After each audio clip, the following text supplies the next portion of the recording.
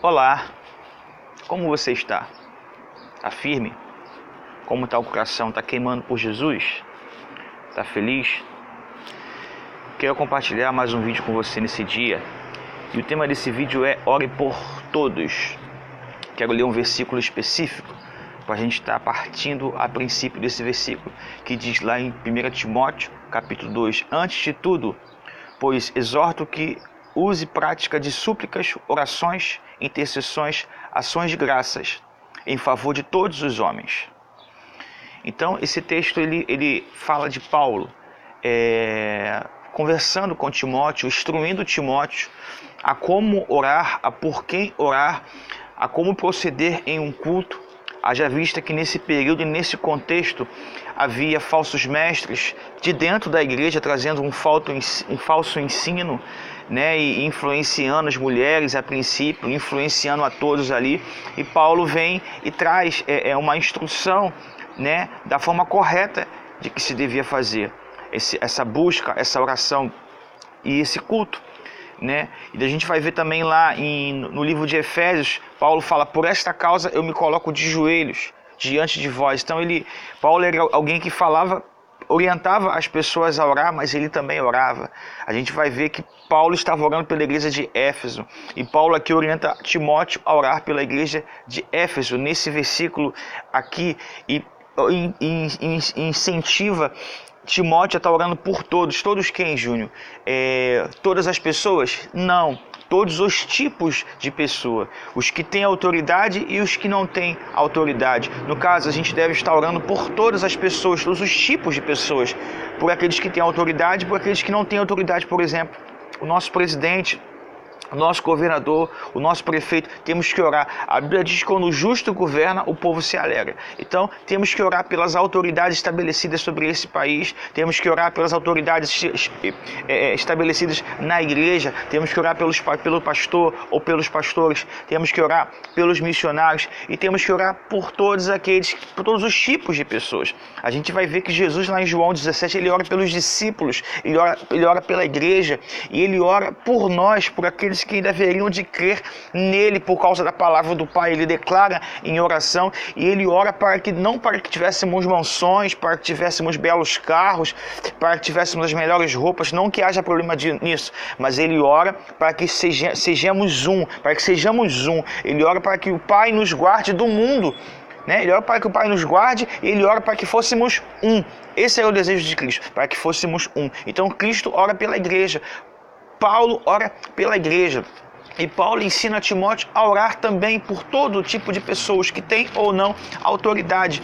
Então, o texto vai falar sobre oração, sobre súplica, sobre intercessão e sobre ação de graça. Quero comentar um pouco sobre isso. Oração significa palavra, pedido ou discurso. É simplesmente conversar com Deus. Súplica significa pedido insistente, desesperado, porém humilde. Então, Senhor, eu suplico que o Senhor faça isso. Você está pedindo com desespero. Quando você pede com desespero, quando você pede incessantemente, ou quando você ora incessantemente, porém com humildade, isso é uma súplica. Já passou do nível da oração, é uma súplica.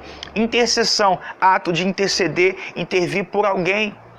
Você se coloca na frente de alguém diante de Deus. Você intercede por uma situação, você intercede por alguém, você está se colocando à frente daquela pessoa. Então a intercessão ela é importante. Então Paulo fala, antes de tudo, pois exorto que use a prática da súplica, oração, intercessão e ações de graças em favor de todos os homens. Então não é só orar por aqueles que têm ou não autoridade. Não é só suplicar, também é interceder. E com ações de graças, que é uma atitude de gratidão. Ser grato na oração, pelo que Deus tem feito, pelo que Deus tem realizado já, as pequenas coisas que às vezes nós não enxergamos. Se a gente não vê Jesus nas pequenas coisas, não vamos ver eles nas grandes. Temos que orar por todos os tipos de pessoas, temos que orar por aqueles que ainda não entregaram a sua vida para Jesus, temos que entregar por aqueles que precisam de salvação, que precisam de libertação, que precisam de cura, os familiares, os parentes que estão porventura presos em alguma enfermidade,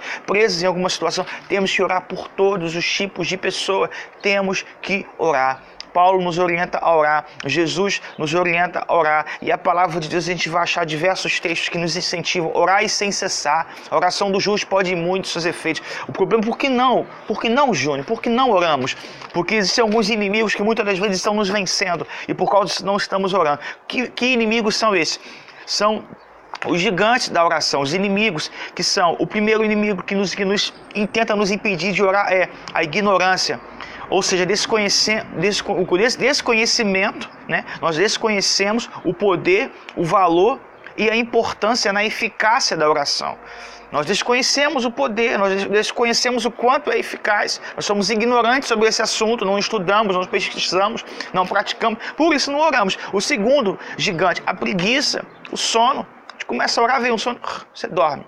Hoje eu vou orar 10 minutos, hoje eu vou orar 20. Vem o sono e você não consegue orar. O terceiro é a incredulidade. Não acreditamos no poder da oração de fato e de verdade. Não acreditamos que Deus está nos ouvindo. Não acreditamos que Deus irá responder. Porque se acreditássemos, nós oraríamos.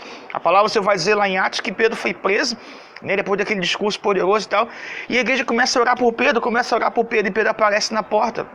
E a menina lá vê que era Pedro na porta, e a igreja não acredita que era Pedro. A igreja estava orando, mas quando Deus respondeu, a igreja não acreditou. Olha que interessante. Então, muitas das vezes somos incrédulos. Quarto gigante, não sabemos como orar. Não sabemos como orar. Então a oração fica enfadonha, fica cansativa. É apenas um desabafo. Jesus, na escritura, vai dizer como que você ora. Você começa reconhecendo: Pai, né? Pai nosso que está no céu, reconheça quem Deus é, manifeste a gratidão, para depois você começar, e peça perdão, para depois começar a pedir alguma coisa, interceder alguma coisa. Então, Cristo ensina a oração, um modelo. Outro inimigo é a indisciplina. Começamos a orar muito bem hoje, mas amanhã não estamos orando mais. Somos indisciplinados. Então a nossa vida de oração não consegue se consolidar. E o último, Satanás, o inimigo das nossas almas, o diabo. Ele não quer que a gente ore. Então ele sempre vai ficar colocando situações, desculpa. Eu não tenho tempo, eu tenho muita coisa para fazer. A Bíblia vai dizer em Eclesiastes 1. Eclesiastes capítulo 3, versículo 1. Há tempo para todo o propósito debaixo do céu.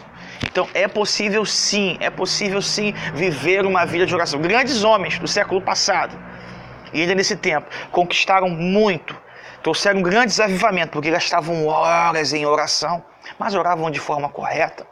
Então nós precisamos estudar sobre isso, e mais que estudar sobre isso, precisamos praticar isso. Amém? Que Deus te abençoe rica e abundantemente, que essa palavra possa se tornar uma prática na sua vida, possa enriquecer a sua vida espiritual, né? E que Deus te abençoe rica e abundantemente. Um beijo, dá o like, compartilha em nome de Jesus.